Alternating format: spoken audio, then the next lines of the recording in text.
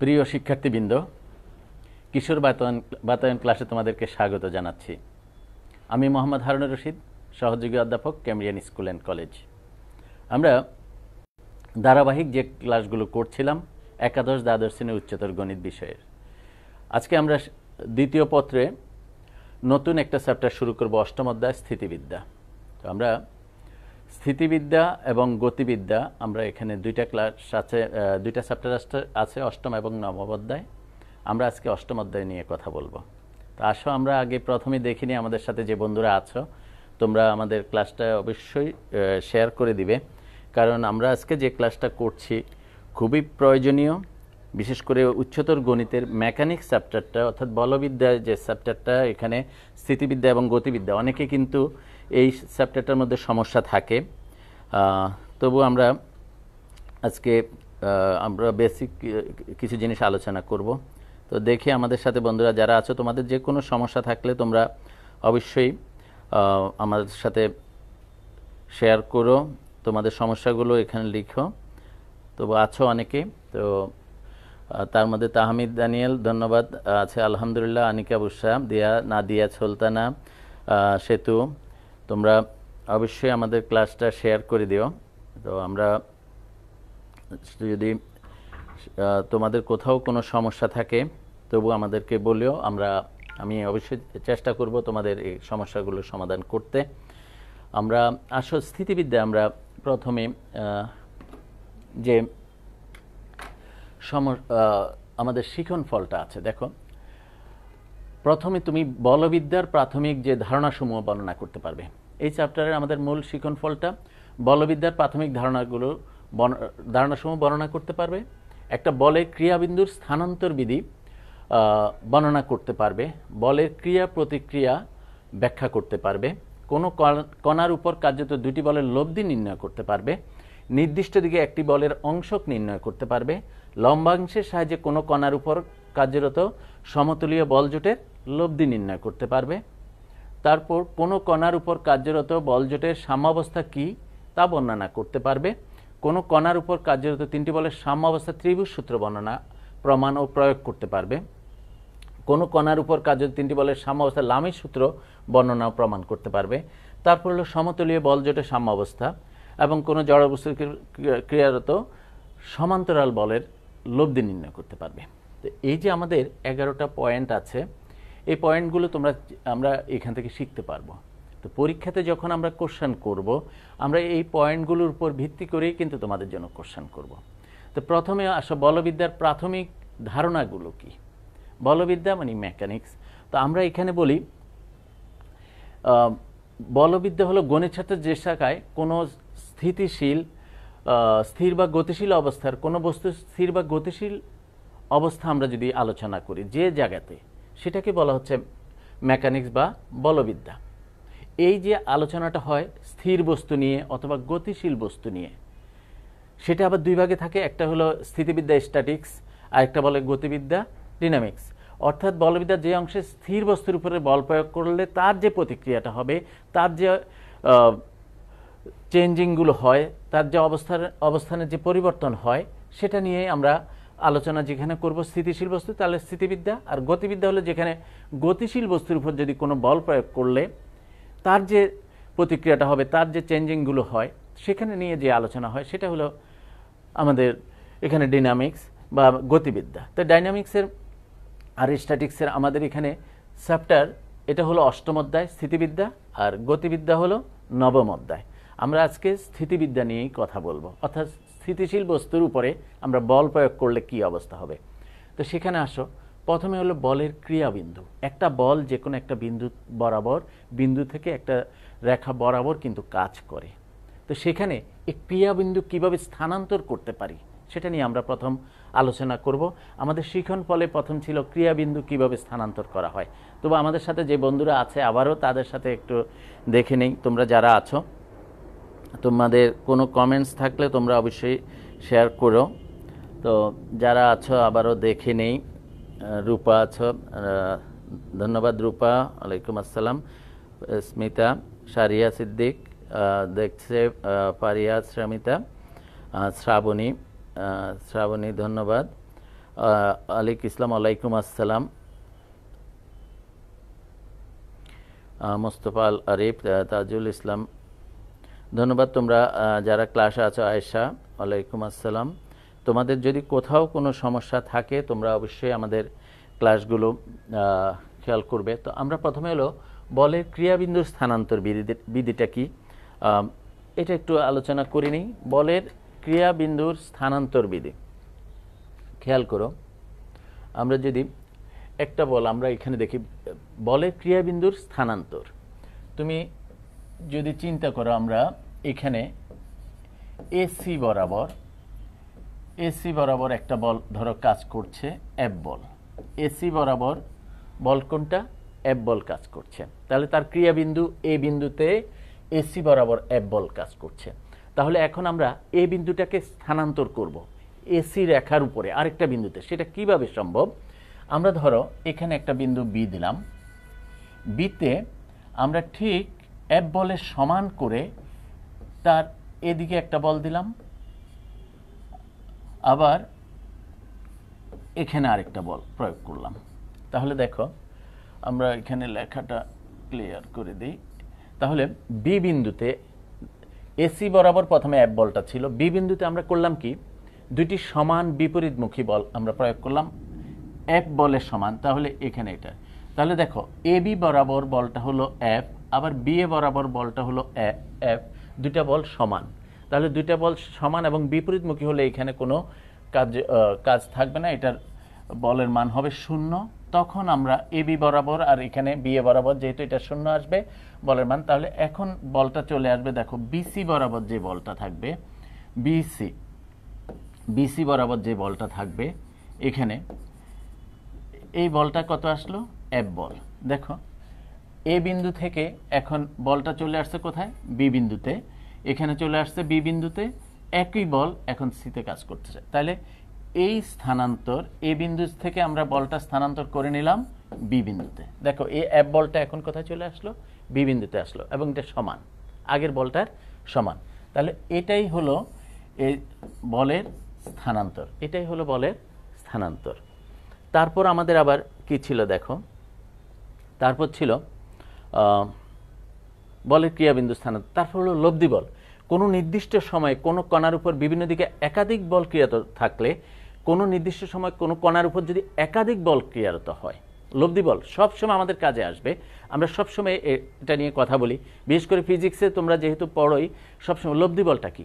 তাহলে কোনো কণার উপর যদি একাধিক বল ক্রিয়ারত হয়, সে একাধিক বলের সমষ্টি যদি একটি বলে রূপান্তরিত হয়, সেই এই একটি বলটাকে, অর্থাৎ অনেকগুলো বলের সমষ্টি যে জায়গাতে বলটা হবে সেই বলটাকে বলা হচ্ছে লব্ধি বল।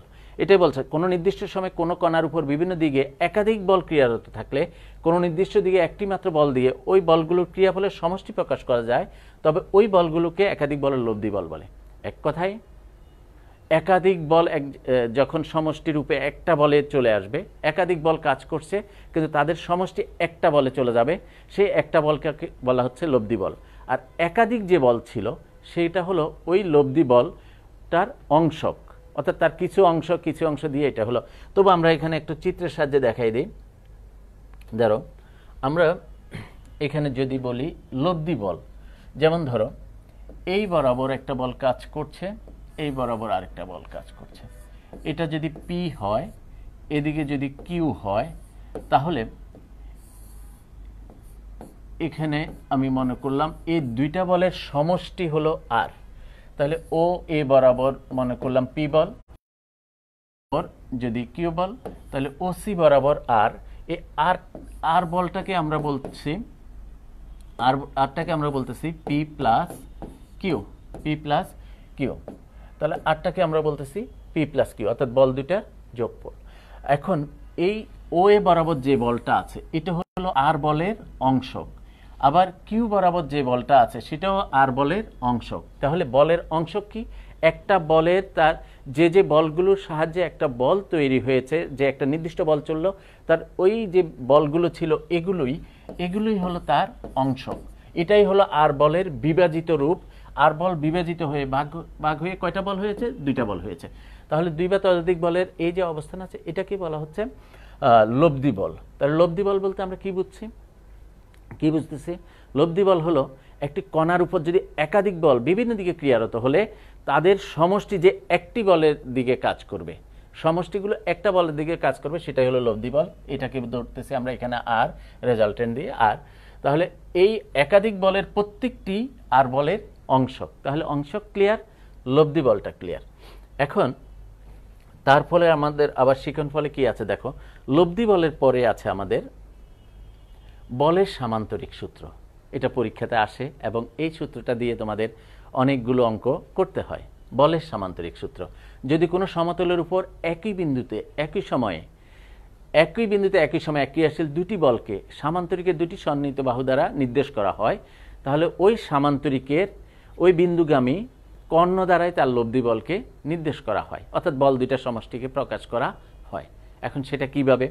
যদি কোনো কণার উপর আলফা কোণে ক্রিয়াশীল পি এবং কিউ মানের দুটি বলের লব্ধি যদি আর হয়, তাহলে আর পি বলের সাথে যদি থিটা কোণ উৎপন্ন করে, লব্ধির মান আর ইকুয়াল টু এত।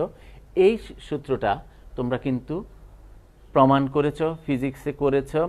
ফিজিক্সে যে প্রমাণটা করেছ আমাদের ম্যাথমেটিক্সে একই প্রমাণ। এই জন্য ফিজিক্সে যারা তোমরা ফার্স্ট পেপারে করেছো তোমাদের জন্য এটা কিন্তু অনেক সহজ, নতুন কোনো পড়া লাগবে না, একই জিনিস। তবু আমরা এখানে দেখে নেই আসলে এটা কি বলেছে। তোমরা যদি বলো বলের সামান্তরিক সূত্র, এক বিন্দুতে ক্রিয়ারত দুইটি বল, ধরো এটা আমরা দুইটা বল, ও এ বরাবর একটা বল আমরা ধরে নিলাম পি বল, আবার ও বি বরাবর আরেকটা বল ধরো আমরা ধরলাম কিউ বল। তাহলে এক বিন্দুতে ক্রিয়ারত দুইটি বলকে, এই দুইটা বলকে সামান্তরিকের দুটি সন্নিহিত বাহু, সামান্তরিকের যদি সন্নিহিত বাহু ধরি, তাহলে সামান্তরিকের অপর দুইটা বাহু, আমরা এটা রাফ চিত্র এঁকে দিচ্ছি, ধরো এভাবে আছে। তাহলে ওসি, তাহলে এই যে এখানে যে কর্ণটা আছে, এই কর্ণ দ্বারা তার লব্ধি বল নির্দেশ করবে। যদি বল দুইটার অন্তর্গত কোণ আলফা হয় এবং লব্ধি যদি পি বলের সাথে থিটা কোণ উৎপন্ন করে, তখনই আমরা বলছি লব্ধি R equal to root over P square plus 2pq cos alpha. এটা একটা সূত্র। আবার ট্যান থিটা সমান, লব্ধির দিকটা সমান ট্যান থিটা সমান Q sine alpha P plus Q cos alpha. এটা হলো তোমরা সূত্র। এই সূত্র দুইটা তোমরা কিন্তু পড়েছ। এখন এটা কিভাবে আসলো, কিভাবে প্রমাণটা করো সেটা তোমরা করেছো, ফিজিক্সে যেহেতু করেছো, আমরা এখানে শুধু এতটুকু একটু দেখাই দিচ্ছি। আমরা যদি সিডি একটা লম্ব টানি, এখানে যদি এটা যদি আলফা হয় তাহলে ও বি ও সি সমান্তরাল, তাহলে এটাও আসবে অনুরূপ কোণ। তাহলে এটা যদি কিউ হয় তাহলে ওসি বরাবর এই বলটা হবে কিউ। তোমরা এগুলো বর্ণনা করে এগুলো জানো। তাহলে ত্রিভুজ এসিডি, এখানে আমরা লম্ব টানলাম, এটা সমকোণী ত্রিভুজ। তাহলে ত্রিভুজ এসিডি এ তোমরা যে প্রমাণগুলো করছো, আমি এখন আর প্রমাণ করছি না, জাস্ট এখান থেকে দেখাই দিচ্ছি। কস আলফা সমান কিভাবে আসে দেখো, কস আলফা সমান কি, এটা হলো ভূমি আর অতিভুজ। তাহলে এডি বাই এসি। এখন AD equal AC cos alpha. সুতরাং এডি ইকুয়াল এসির মান হলো কিউ কস আলফা। এডি সমান এত আসলো। আবার সাইন আলফা সমান তোমরা কি লেখো দেখো, এখান থেকে সিডি বাই এসি। এখান থেকে তুমি লিখতে পারো সিডি ইকুয়াল এসির মান হলো তোমার কিউ সাইন আলফা। তারপর আমরা যদি এবার খেয়াল করো, ও সিডি, এটা যদি পুরোটা একটা সমকোণী ত্রিভুজ হয়, ওসি স্কোয়ার, অতিভুজ স্কোয়ার, পিথাগোরাসের উপপাদ্য অনুসারে ওডি স্কোয়ার যোগ সিডি স্কোয়ার। তাহলে আমরা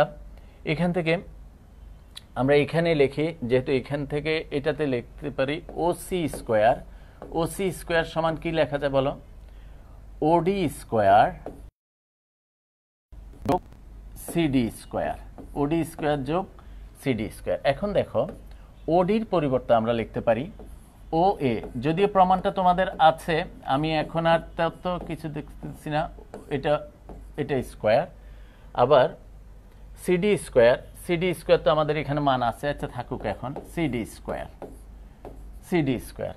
এখন এখান থেকে তুমি যদি মানটা বসাই দাও, ও এর মান হলো পি, ও এর মানটা হলো পি প্লাস এডির মানটা দেখো, এডির মানটা Q cos alpha whole square. এখন ওসি স্কোয়ারটাই সমান হলো আমার আর স্কোয়ার। তাহলে এটা থেকে প্লাস সিডি স্কোয়ার হলো Q square sine square alpha. আমি জাস্ট এটা দেখিয়ে দিলাম, তোমরা নিজেরা এখন যদি এটা বিস্তৃতি করো, এখানে এ প্লাস বি হোল স্কোয়ার সূত্র করো, তখন কিন্তু তোমরা এই মানটা পাবা, আর স্কোয়ার সমান এটা হলো আর সমান এই মানটা তোমাদের আসবে। অর্থাৎ এই প্রমাণগুলো আমাদের কিন্তু করে দেওয়া আছে, এবং তোমরা ফিজিক্সে এই জিনিসগুলো, পদার্থবিদ্যাতে তোমরা এই প্রমাণটা করেছো। সেখান থেকে আমরা যখন থিটা বের করতেছি, যেমন ধরো এখানে যদি আমরা এ বি সিডি সমকোণী ত্রিভুজ চিন্তা করি, তখন আমরা সিডি সমান এখানে লিখব ট্যান থিটা সমান সাইন থিটা সমান, আমরা এখান থেকে এই মানটা বের করতে পারি। এগুলো আমরা অনেক সহজেই মানগুলো কিন্তু নির্ণয় করতে পারবো, এটাতে তেমন কোনো সমস্যা হওয়ার কথা না। অর্থাৎ সাইন থিটা কস থিটা এই মানগুলো আমরা এই দিক থেকে বের করে নিতে পারি। আমরা ট্যান থিটা সমান এই মানটা বের হলো। তারপরে আমাদের কি ছিল আর দেখো তো, বলের সামান্তরিক সূত্র আমরা এটা দেখলাম। তারপরে ছিল বলের লম্বাংশ। আমরা উপাংশ একটা কথা আজকে বলেছিলাম। উপাংশটা কি ছিল? উপাংশটা ছিল একটা বল, যে বলের সাহায্যে, অর্থাৎ লব্ধি বলের সময় আমরা বলেছিলাম দুই বা ততোধিক বল একটা কণার উপরে যদি কার্যরত হয়, সেই বলগুলোর সমষ্টি যে দ্বারা যে একটি মাত্র বল নির্দেশ করে, সেই বলটাকে বলছি লব্ধি বল, এবং বাকি যে বলগুলো ছিল সেগুলোকে বলেছি উপাংশ, অর্থাৎ ওই বলটার অংশ। যদি দুটি উপাংশ বল যদি লম্ব আকারে থাকে, একটি বলের দুটি উপাংশ বল যদি তারা লম্ব আকারে থাকে, সেই দুটি বলকে আলাদাভাবে লম্বাংশ বলে। অর্থাৎ এখানে দেখো আমরা কি বলতে চাচ্ছি, ধরো এফ একটা বল, আমরা মনে করলাম এটা এফ একটা বল আছে, এই বলটার দুইটা উপাংশ আছে, ধরো এই উপাংশ, এটা আরেকটা উপাংশ। এফ একটা বল, এফ ধরো আমরা মনে করলাম ওসি বরাবর কাজ করছে। তাহলে এফ এর দুইটা উপাংশ বলতে যে দুইটার সাহায্যে এফ বলটা তৈরি হলো, একটি বল তৈরি হলো কার সাহায্যে? ও এ বরাবর একটা বল, আবার ও বি বরাবর আরেকটা বল। এই ও এ বরাবর যে বলটা ছিল, ও বি বরাবর যে বলটা ছিল, এটা হলো এফ বলের উপাংশ। এফ বলটা তৈরি হয়েছে এই দুইটা বল দ্বারা, ও এ বরাবর যে বলটা ছিল। এখন এই দুইটা উপাংশ যদি লম্ব হয়, তাহলে এই লম্ব বরাবর যে যদি থাকে, তাহলে ও এ বরাবর যে বলটা থাকবে তাকে বলা হচ্ছে এফ বলের লম্বাংশ। ও এ বরাবর যেটা থাকবে তাকে বলা হচ্ছে এফ বলের লম্বাংশ। এখন এই লম্বাংশটা আমরা কিভাবে বের করি দেখো, এখানে যদি আমি একটা লম্ব টানি আর এটাকে যদি ধরি আমি থিতা কোণ, তাহলে দেখো সি এটা আমি লম্ব টানলাম, এখানে এটা ধরলাম থিতা কোণ, তাহলে কস থিতা সমান কি আসে? ও এ বাই ওসি হলো এফ। তাহলে ও এ বরাবর যে বলটা আছে এটা হলো এফ কস থিতা। তাহলে ও এ বরাবর যেটা আছে এটাকে বলতেছে আমরা এফ কস থিতা, ও এ বরাবর যেটা আছে। তারপর যদি আমরা বলি আবার সাইন থিতা ইকুয়াল কত আসবে? AC by OC. তাহলে এসি সমান ওসি হলো এফ। এখান থেকে আমরা বলতে পারি, সুতরাং এসি যেটা আছে, এসি বলতে আমরা সেটাকে ওবি বরাবর চিন্তা করতে পারি, ওবি সমান এফ সাইন থিতা। তাহলে এই বরাবর যে বলটা আছে এটা হলো এফ সাইন থিতা। তাহলে এফ যদি একটা বল হয়, তার লম্বাংশ অনুভূমিক বরাবর, মানে হরিজন্টালি যে বলটা থাকে এটাকে বলছি আমরা এফ কস থিটা, আর উলম্বভাবে যেটা থাকে এটাকে বলছি আমরা এফ সাইন থিটা। ক্লিয়ার তোমাদের? বলের লম্বাংশ। এখন দেখো আমরা এই যে কোণটা করলাম, এটা থিটা করলাম, এটা ধরো সূক্ষ্মকোণ। যদি এই কোণটা এদিকে আসে, ধরো এফ বলটা যদি এই বরাবর এখানে কাজ করে, এতটুকু এদিকে কাজ করে, আমি সংক্ষেপে দেখাই দিচ্ছি। এখান পর্যন্ত যদি থিটা হয় তাহলে এতটুকু আসবে 180 ডিগ্রি মাইনাস থিটা।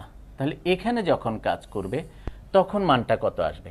তখন আমরা যদি বলি কস থিটা, থিটা বলতে 180 ডিগ্রি মাইনাস থিটা, তখন এখানে সে একই রকম আমরা যে মানটাই আসুক, যাক আমি ওইদিকে আর নাই, আমরা দেখি আমাদের সাথে যারা আছে এখানে অনেকে আছে, দেখি আমরা এদিকে যারা আছে, ইউসুফ আলী ধন্যবাদ, তাহমিদ দানিয়াল ধন্যবাদ, তাহমিদ দানিয়াল ধন্যবাদ, চন্দাদ আলী, তাইফুল ইসলাম ইমন তোমাকেও ধন্যবাদ, ওয়ালাইকুম আসসালাম, নাদিয়া আফরিন, কস থিটা, তাহমিদ দানিয়াল তুমি দেখছো, সুন্দর, তোমরা অনেকেই চেষ্টা করছো, অনেকে কমেন্টসে লিখছো। আচ্ছা, যেহেতু আমাদের আজকে ক্লাসটা আসলে অনেক কিছু কাজ করতে হবে, তবে আমি একটু দ্রুততার সাথে দেখি। তোমরা ফিজিক্সে যাই দেখেছো, এখন যদি আরেকটু দেখো তাহলে এখানেও ঠিক এটার মতোই আসবে। তো এখানে কসের জায়গাতে এটা হলো মাইনাস কস থিটা আসবে। মাইনাস কস থিটা ধরো এখানে এফ, আর এখানে ধরো ও, এখানে ও এ ড্যাশ দিলাম, যাই দিলাম, এখানে যদি এটা সি দিলাম, এটা সি ড্যাশ দিলাম, অসুবিধা নেই। তাহলে এটা ধরো ও এ ড্যাশ বরাবর এখানে, তাহলে ও এ ড্যাশ বরাবর যদি আমরা দিই, এখানে আসবে মাইনাস এফ কস থিটা। তাহলে এদিকে যদি এফ কস থিটা হয়, ঠিক এদিকে আসবে minus F cos theta, minus F cos theta. এখন সেটা কিভাবে আসলো দেখো, আমরা ত্রিকোণমিতিতে জানি 180 ডিগ্রি মাইনাস থিটা, এটা সেকেন্ড কোয়াড্রেন্টে আছে, 180 ডিগ্রি মাইনাস থিটা, অর্থাৎ সেকেন্ড কোয়াড্রেন্টে এখানে যদি এখানে কিসের মান যে নেগেটিভ হয়, কস থিটা এবং sign cos theta, tan theta, কট থিটা, এগুলোর মান হলো নেগেটিভ। কেন নেগেটিভ হয় সেগুলো আমরা ত্রিকোণমিতি ক্লাসে দেখিয়েছিলাম। তাহলে এটা যে এদিকে নেগেটিভ হচ্ছে এটাই, আবার এখানে যখন উপরের দিকে যাবে, যখন এদিকে যাবে, এটা কিন্তু সেম আবার এফ সাইন থিটা থাকবে, কারণ ফার্স্ট কোয়াড্রেন্টে, সেকেন্ড কোয়াড্রেন্টে সাইন আর কস, সাইন কোসেক হলো পজিটিভ। তোমরা অবশ্যই এগুলো দেখে নিও তোমরা। এখানে আমি মাইনাস কিভাবে আসলো শুধু এতটুকু দেখে, লম্বাংশ অর্থাৎ বলের লম্বাংশটা কি। তো আমাদের যে কাজটা ছিল, আমরা লম্বাংশ উপপাদ্য, এখন লম্বাংশ উপপাদ্য বলছে কি, কোন সমতলে একই বিন্দুতে একই সময় কি দুটি বলের লম্বাংশের বীজগাণিতিক যোগফল ওই একই দিকে লব্ধি বলের লম্বাংশের সমান। অর্থাৎ কোনো বিন্দুতে যদি একই সময় একই দিকে দুটি বল কাজ করে, তাহলে দুটি বল কাজ করলে তার লম্বাংশ থাকবে।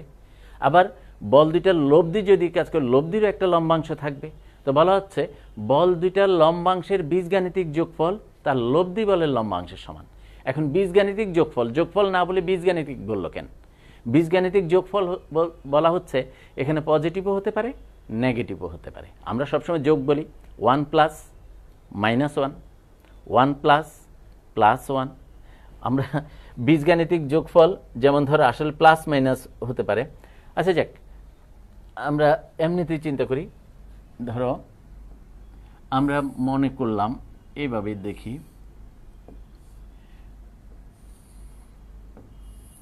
একটা সংক্ষেপে আমরা একটা জিনিস এভাবে এঁকে দিলাম, ধরো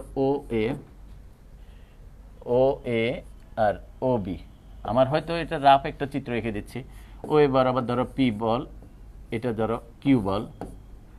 আমরা মনে করলাম ও এক্স বরাবর আমরা তার লব্ধি, তাহলে ও এ বরাবর পি বলের লম্বাংশ ধরো এটা এ এল দিলাম, এটা এ এল। আবার বি বলের লম্বাংশ ধরলাম ধরো বি এম ও এম, আর এখানে দিলাম ধরো এটা লব্ধি বল হলো আর, তাহলে আর এর লম্বাংশ এদিকে ধরে দিলাম ধরো এ এন, তাহলে ও এ বি সি, তাহলে আর বলের লম্বাংশ সমান, এটা সমান হবে কিভাবে? এখন দেখো, পি বলের লম্বাংশ হলো ও এল প্লাস কিউ বলের লম্বাংশ হলো ও এম ইকুয়াল আর বলের লম্বাংশ। আর বলের লম্বাংশটা কত আসবে? তাহলে ও এল যোগ ও এম যে কথা, এল এন একই কথা, তাহলে এল এন যোগ ও এম, এল এন যোগ ও এম টোটালি হলো ও এন। দেখো ও এন, এখান থেকে এন পর্যন্ত এই দূরত্বটা কার সমান? এই এল এর লম্বাংশটা হলো ও এন। এটা হলো আর বলের লম্বাংশ। আর বলের লম্বাংশ আমি সহজে জিনিসটা দেখাই দিচ্ছি। এটা হলো আর বলের লম্বাংশ। আর এখানে এটা কি ছিল? এটা ছিল কিসের বলো? এটা ছিল পি বলের লম্বাংশ, এটা ছিল পি বলের লম্বাংশ, আর এটা কিসের লম্বাংশ ছিল? কিউ বলের লম্বাংশ। তাহলে দুইটি পি বলের লম্বাংশের যোগফল কিউ বলের লম্বাংশের যোগফল সমান কার লম্বাংশের যোগফল হলো? আর বলের লম্বাংশের সমান হলো। এটাই হলো বলের লম্বাংশের সূত্রটা হলো এক বিন্দুতে ক্রিয়ারত দুটি বল যদি এভাবে আমরা নির্দেশ করে, তাহলে এই দুইটা বলের লম্বাংশের বীজগাণিতিক যোগফল তার লব্ধি বলের লম্বাংশের সমান। তোমরা এই প্রমাণগুলো করে দেওয়া আছে, অবশ্যই তোমরা করবে। তাহলে আমরা বলের লম্বাংশের সূত্রটা দেখলাম। এবার বলা হয়েছে একই বিন্দুতে ক্রিয়ারত যে কোনো সংখ্যক একতলীয় বলের লব্ধি একই বিন্দুতে কোনো কণার উপর ক্রিয়ারত যে কোনো সংখ্যক একতলীয় বলের সাম্যাবস্থার জন্য প্রয়োজনীয় শর্ত নির্দেশ করে। তাহলে একটা বিন্দুতে যদি অসংখ্য বল ক্রিয়ারত হয়, তাহলে তাদের সাম্যাবস্থাটা কেমন হবে? তার সাম্যাবস্থা হলো, তারা যদি স্থির থাকে তখন কিভাবে হবে? তার লব্ধির মান যদি শূন্য হয়। অর্থাৎ আমরা যদি আবার আরেকটা জিনিস আলোচনা করি, যেমন ধরো এই বিন্দুতে একটা বল ক্রিয়ারত আছে, ধরলাম এটা ধরো ও এক্স, এখানে রাখলাম, এখানে পি ওয়ান বল আছে, এখানে ধরলাম আলফা ওয়ান, এদিকে ধরো পি টু, এখানে ধরলাম আলফা টু, এটা তার হলো লব্ধিটা ধরলাম আর, সে এখানে ধরো থিটা কোণ উৎপন্ন করলো। এদিকে আরেকটা বল ধরো এদিকে দিলাম, এটা ধরলাম পি থ্রি, তাহলে সে এদিকে ধরো আলফা থ্রি কোণ উৎপন্ন করলো। তাহলে ও এক্স বরাবর যদি আমরা বলগুলোকে বিভাজিত করি, তো সেখানে প্রথম লব্ধি বলটা হবো আর কস থিটা, এই যে ও এক্স বরাবর আমরা বিভাজিত করলাম কত? ও এক্স বরাবর বিভাজিত করলে আর কস ও এক্স বরাবর, তাহলে ও এক্স এর সাথে আর কস থিটা ইকুয়াল তার পি বলের P one cos alpha one plus P two cos alpha two plus P three cos alpha three. তাহলে এটা হলো ও এক্স বরাবর আমরা যদি এটা করি, তাহলে অবিকল যদি ভার্টিক্যালি অর্থাৎ লম্বভাবে যদি আমরা বিশ্লেষণ করি, তখন আর সাইন থিটা সমান জাস্ট এগুলো P one sine alpha one P two sine alpha two plus P three sine alpha three, এভাবে আসবে। জাস্ট আমরা সূত্রগুলো নিয়ে কথা বললাম, আমরা সূত্রগুলো নিয়ে আলোচনা করছি।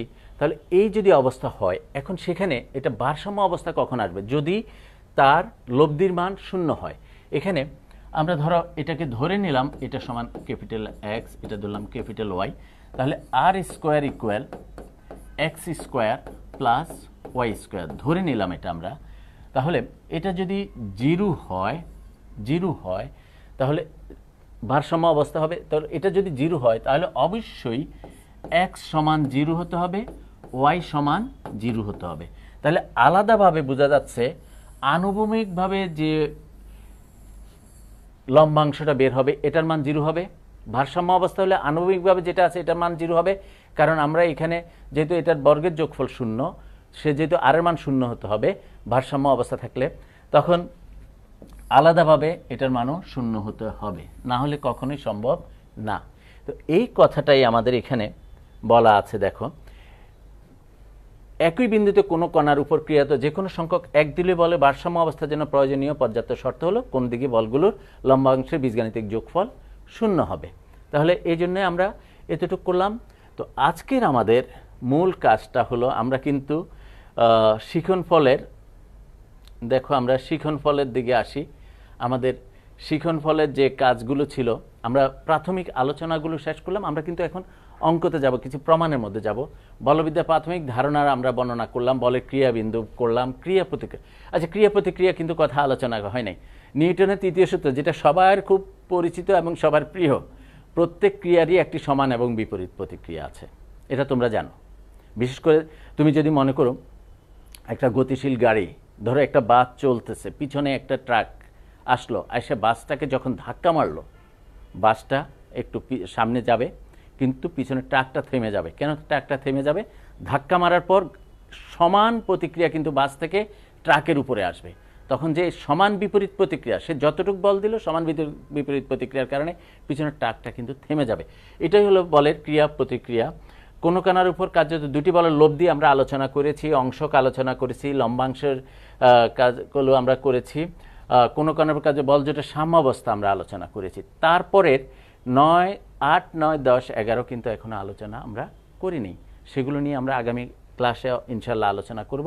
এখন আসো আমরা এই আলোচনার পরিপ্রেক্ষিতে আমাদের কিছু সমস্যা আছে। কোনো বিন্দুতে যদি দুটি বল থাকে তাহলে একটির মান দ্বিগুণ করলে আরেকটি মান, লব্ধির মান দ্বিগুণ হয়, বলদের অন্তর্গত কোণ কীভাবে নির্ণয় করব। তা আসো আমরা আজকে বলের সামান্তরিক সূত্রের যে কাজগুলো করেছিলাম সেখান থেকে আমরা সামান্য কিছু আলোচনা করি। প্রথমে হলো, ধরো আমরা বলেছিলাম আর স্কোয়ার ইকুয়াল কত ছিল? P square plus Q square plus 2pq cos alpha, এটা আমাদের ছিল, এই সূত্রটা ছিল। তোমরা তারপর আবার আমাদের আরেকটা প্রমাণ ছিল tan theta equal Q sine alpha P plus Q cos alpha. এখন বল দুইটা যদি, ধরো আমরা বলছিলাম এক বিন্দুতে ক্রিয়ারত দুটি বল, একটি সামান্তরিকে দুটি সন্নিহিত বাহু দ্বারা নির্দেশ করলে এটা বলের সামান্তরিক সূত্র অনুসারে। এখন যদি এই ধরো এই বরাবর একটা বল কাজ করছে, এ বি বরাবর, ধরো আমি ধরে নিলাম এখানে বলটা পি, একই রেখা বরাবর যদি আবার বলটা কিউ একই দিকে একই রেখা বরাবর কাজ করে, তাহলে কি অবস্থা হবে? তাহলে আর স্কোয়ার ইকুয়াল টু কি হচ্ছে দেখো, আর স্কোয়ার ইকুয়াল, এখানে সূত্র কি? P square plus Q square plus 2pq। এই আলফাটা আমরা কি বলেছিলাম? বল দুইটার অন্তর্গত কোণ cos।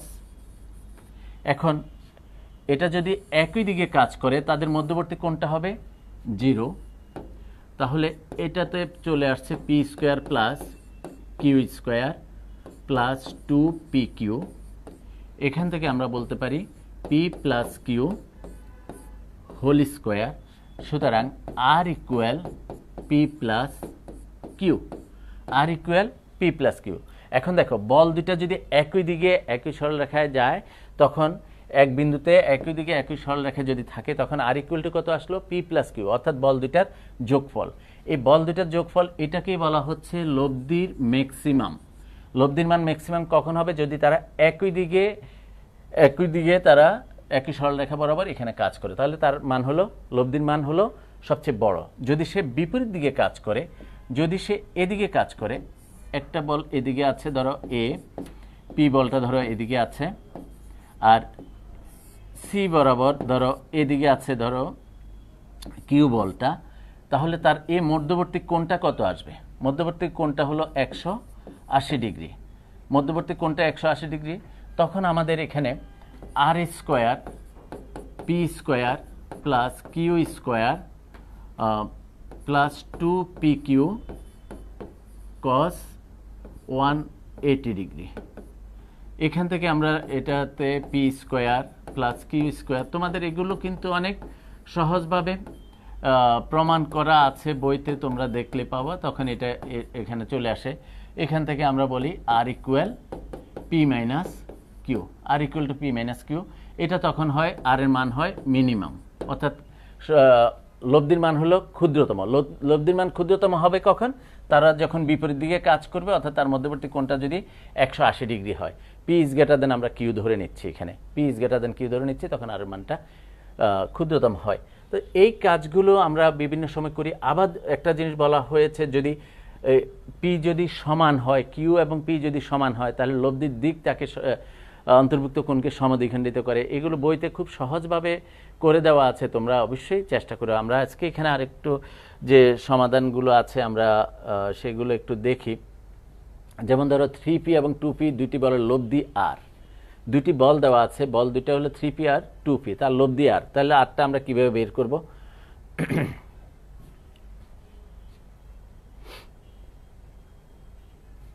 দুইটা বল দেওয়া আছে, একটা হলো 3p আর একটা হলো 2p, তার লব্ধিটা হলো আর। তাহলে আর স্কোয়ার ইকুয়াল কত আসবে?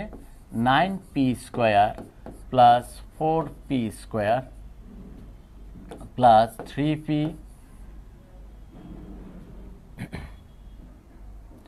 2 ইন্টু 3p ইন্টু 2p, ধরো তাদের মধ্যবর্তী কোণটা ধরে নিলাম আলফা। তাহলে আর স্কোয়ার ইকুয়াল আসলো 9 4 13 13p square plus 12p square cos alpha. তারপর কি বলা আছে দেখো, তারপর বলা আছে প্রথম বলটির মান দ্বিগুণ করলে 3pটা যদি 6p হয়, লব্ধির মানও দ্বিগুণ হয়।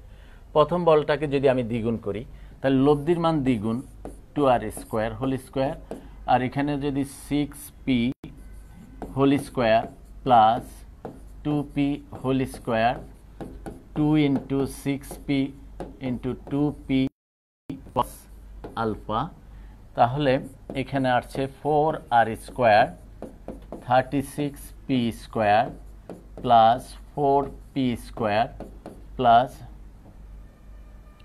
এখানে 24p স্কোয়ার কস আলফা। ধরো আমাদের এখানে যেটা ছিল এটা 1 নাম্বার, এটা 2 নাম্বার। আমি কিন্তু এমনিতেই দেখাই দিচ্ছি অঙ্কগুলো, তোমরা অঙ্কগুলো বইতে আছে, করে দেওয়া আছে, তোমরা দেখবা। এখন দুইটা আমরা সমাধান করব, অর্থাৎ তাদের মধ্যবর্তী যে কোণটা আছে আলফা কোণের মানটা আমাকে নির্ণয় করতে হবে। অর্থাৎ দুইটা বল আছে, এইভাবে আছে, ধরো এখানে এটা হলো 3p, এটা ধরো 2p, তাদের লব্ধি যদি আর হয় তখন আমরা এখানে ধরেছিলাম এটা কত, তাদের মধ্যবর্তী কোণ আলফা, তখন এই সূত্র দিয়ে করছি। যখন আবার তাদেরকে দ্বিগুণ করে দিলাম তাও মধ্যবর্তী কোণ একই থাকে, কিন্তু যখন এটাকে ধরো 6p করে দিয়েছি, এটা 2p আছে, এটা হয়ে গেছে তখন 2r, তখন মধ্যবর্তী কোণ আলফা আছে, সেই সূত্র দিয়ে আমরা এটা করেছি। এখন দুইটা যদি আমরা সমাধান করতে চাই, এটাকে 4 দ্বারা গুণ করে এটার থেকে বিয়োগ করি, এটাকে 4 দ্বারা গুণ করলে কত আসে দেখো, 4r স্কোয়ার আর 52p স্কোয়ার আর 48p স্কোয়ার কস আলফা। আমি জাস্ট দেখাই দিচ্ছি। তারপর দুইটা যদি বিয়োগ করো, এদিকে আসবে 0, এদিকে আসবে 54, এটা 12p স্কোয়ার আর এখানে 48 24p স্কোয়ার কস আলফা। যদি আমরা বিয়োগ করে দিই, তোমরা এটা দেখে নিও, তারপর কস আলফা সমান -1/2 চলে আসবে। দেখো কস আলফা সমান এটা আসবে, কস আলফা ইকুয়াল আসবে -1/2 সমান cos 120 degree, therefore alpha equal to 120 degree. এটা জাস্ট আমি এভাবে দেখাই দিলাম। তোমাদের মেইন কথা হলো আমরা লব্ধি নির্ণয় করব এবং লব্ধিটার যে সমাধান করে, দুইটা লব্ধির সমাধান করে আমরা মানটা বের করব। এগুলো তোমরা শুধু বেসিক যে আমাদের কনসেপ্টটা ছিল, কিভাবে লব্ধি বের হয়, কিভাবে দিক বের হয়, কি লব্ধি কি, লম্বাংশ কি, এগুলো যদি তোমরা ভালো করে ধরতে পারো তোমাদের কোথাও সমস্যা হবে না। আমরা এখানে যেমন ধরো এটা এভাবে আছে, থিটা কোণে ক্রিয়ারত পি এবং কিউ মানে বলদের লব্ধির মান, এটা একটা লব্ধির মান। উক্ত কোণ যদি এত হয় লব্ধির মান, তাহলে দুইটা লব্ধি তোমরা বল দেওয়া আছে, লব্ধি দেওয়া আছে, তোমরা সূত্রতে ফেলে দাও। আবার এখানে কোণ একটা হলো থিটা কোণ, পরবর্তী কোণ আছে, অর্থাৎ কস, এটা হলো কস থিটা আর এটা হলো কস 90 ডিগ্রি মাইনাস থিটা, এভাবে দিয়ে তারপর তুমি দুই দিকে নিয়ে আসো। নেওয়ার পর যে দুইটা সমীকরণ বের হবে, দুইটাকে ভাগ করো, ভাগ করলে ট্যান থিটা বের হয়ে যাবে। তারপরে আছে কোন বিন্দুতে পি এবং কিউ মানের দুইটি বলের লব্ধি তাদের অন্তর্গত কোণকে 1/3 বিভক্ত করলে দেখা যায় তাদের অন্তর্গত কোণের পরিমাণ এখানে 3 cos আলফা এত, লব্ধির মান এত। আমরা এখানে আরও কিছু অঙ্ক আছে, দেখো এখানে আরও কিছু অঙ্ক আছে। আমাদের যেহেতু আগামী আরেকটা ক্লাস আছে, আমরা ইনশাল্লাহ ডিটেলস আলোচনা করব। তবু আমাদের আজকের যে আলোচনাটা, আমাদের মূল কথাটা যেটা ছিল, মূল কথাটা ছিল আমাদের লব্ধি বল অথবা লম্বাংশ এগুলো কি জিনিস ছিল? আমাদের লব্ধি বলটা কি ছিল? লব্ধি বলটা ছিল এখানে যদি এটা আর হয়, আমরা দুইটা বল আর হয়, এখানে যদি পি হয়, এখানে যদি কিউ হয়, তাহলে আমরা বলেছিলাম ও এ, ও বি, ও সি, অর্থাৎ পি এবং কিউ বলের যোগফল যদি তৃতীয় আকারে, তৃতীয় আরেকটা বল একটি বলে রূপান্তরিত করা যায়, তখন তাকে আমরা বলছি লব্ধি বল। এবং সেই আলাদা বলগুলোকে বলা হচ্ছে অংশ। এবং সেই বলা হচ্ছে অংশগুলো যদি লম্ব হয়, তাহলে এই অংশগুলো যদি লম্ব হয়, তাহলে এফ বলের এই বরাবর যে দুইটা বল থাকে, এটাকে বলা হচ্ছে লম্বাংশ। সেই লম্বাংশগুলোর বীজগাণিতিক যোগফল আবার লব্ধি বলের সমান। আবার বলা হচ্ছে যদি একাধিক মানে সমতুলীয় যদি একাধিক বল জোট থাকে, তখন তাদের লব্ধি যদি সাম্য অবস্থা থাকে, অর্থাৎ লব্ধির মান যদি শূন্য হয়, বলগুলো সাম্য অবস্থা থাকবে, লব্ধির মান যদি শূন্য হয়, তাহলে সেগুলো আনুভূমিকভাবে যে লম্বাংশ বের হবে তার মান এবং উলম্বভাবে যে লম্বাংশ বের তার মান সমষ্টি অবশ্যই সবসময় শূন্য হবে। তো এগুলোর উপরে ভিত্তি করে যে সমস্যাগুলো আছে, ইনশাল্লাহ আগামী ক্লাসে আমরা সে আলোচনাগুলো করব। আজকে যারা এখানে আমাদের সাথে ছিল অনেকক্ষণ, তবু আমরা দেখি তোমরা যারা আছো, আমি তো আসলে সবাই তোমরা যারা ছিলে তোমরা অবশ্যই আগামী ক্লাসও কন্টিনিউ করো। তাহমিদ, তুমি সুন্দর করে অঙ্কটা করেছ, আর আলামিন সহ অন্য যারাই অঙ্কগুলো করেছে, সুলাইমান জনিদ, আমিদ, দানিয়াল, ভেক্টর আছে, হ্যাঁ ভেক্টর সাইন আছে, আসলে ভেক্টর সাইন আছে, আমি ভেক্টর সাইনগুলো দিই নাই, তোমরা ভেক্টর যেহেতু এগুলো দিক বরাবর কাজ করে, অবশ্যই ভেক্টর সাইনগুলো তোমরা দিয়ে নিও। আমি আজকে যে ক্লাসটা বলবিদ্যার ক্লাস, এটা অনেক বড় ক্লাস, আসলে অনেকগুলো ক্লাসের প্রয়োজন হয়, আমরা দুইটা ক্লাসে বেসিক আলোচনাগুলোই করছি। তো তোমাদের সাথে আজকে যতটুকু ছিলাম, আমরা পরবর্তী ক্লাসে ইনশাল্লাহ আরও আলোচনা হবে, আরও কিছু আমরা কথা বলবো। আমরা বিশেষ করে পরবর্তী ক্লাসে আমাদের মূল টার্গেট থাকবে, আমরা কিছু সমস্যার সমাধান করব যেগুলো পরীক্ষাতে আসে। আজকে আমরা বেসিক আলোচনা করলাম, এগুলো দিয়ে এমসিকিউতে তোমাদের অ্যান্সার করতে পারবা। তো আমরা আগামী ক্লাসে ইনশাল্লাহ আরও অনেকগুলো বেসিক যে প্রশ্ন আছে সেগুলো নিয়ে কথা বলবো। আজকে এতটুকুই, সবাই ভালো থাকো, ধন্যবাদ সবাইকে।